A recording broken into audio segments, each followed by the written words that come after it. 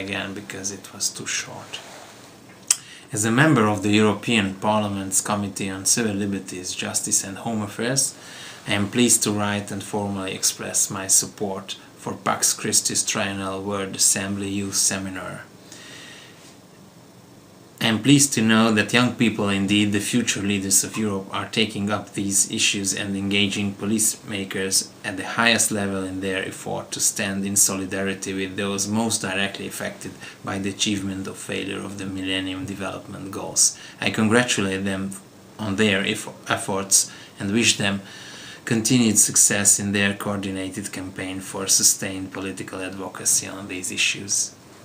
And what kind of advice do you have for young people? So this seminar the purpose of the seminar is to put young people in Europe in touch with policymakers to remind them about the importance of the Millennium Development Goals. What kind of advice do you have for them in contacting and engaging their leaders?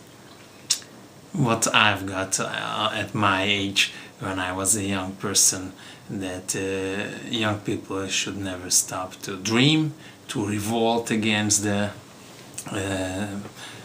actual situation or states or systems, and to have enough power to achieve their goals. So excellent. And we're dealing with development from an international perspective. Do you have any thoughts on development within the EU and what improvements can be made? I give you one example.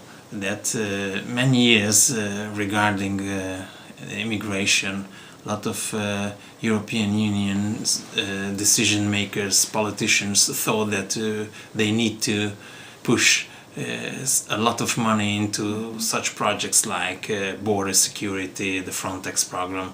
But instead of making the fence more hard and using money for police and border, they find out that it's much easier, nicer and healthier to invest money, for instance, in the poor countries' agriculture, environment or economy, to help people to stay at home, because we human, we are like the animals, that we are running in those places where the life is much better.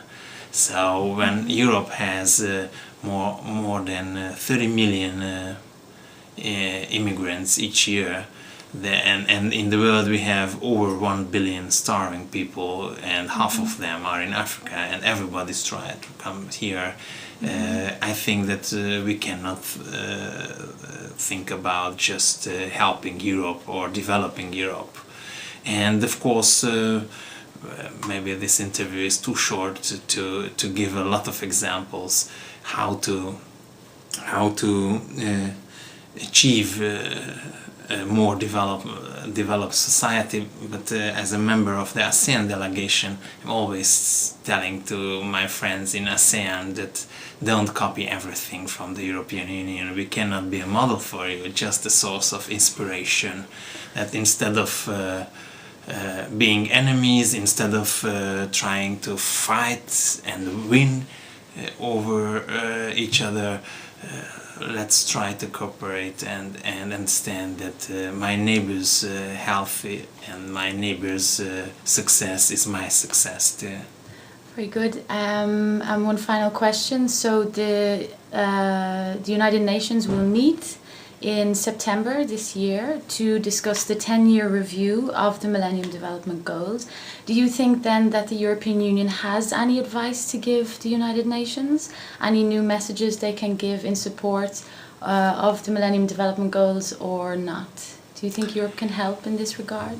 Yes, you know, coming from a formal socialist country where we always had 5 years plans and we never succeeded to achieve, I would say that if there is a Millennium Development Goals failure or not 100% of achievement, we should not be embarrassed, because even when we cannot fulfill 100% these goals, that's a good thing to have a start and a push at least to know the direction, in which direction we go.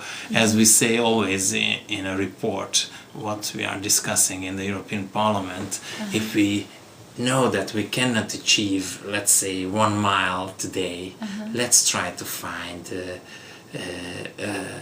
a situation where we can achieve today a half mile without losing the goal, I mean the 1 mile.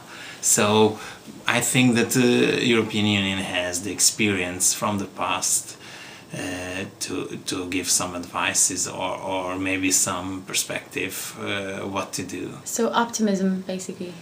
Yes, why not? Excellent. Why should be pessimists to always say that yes, we had right? Very good, excellent. Okay, I won't take up any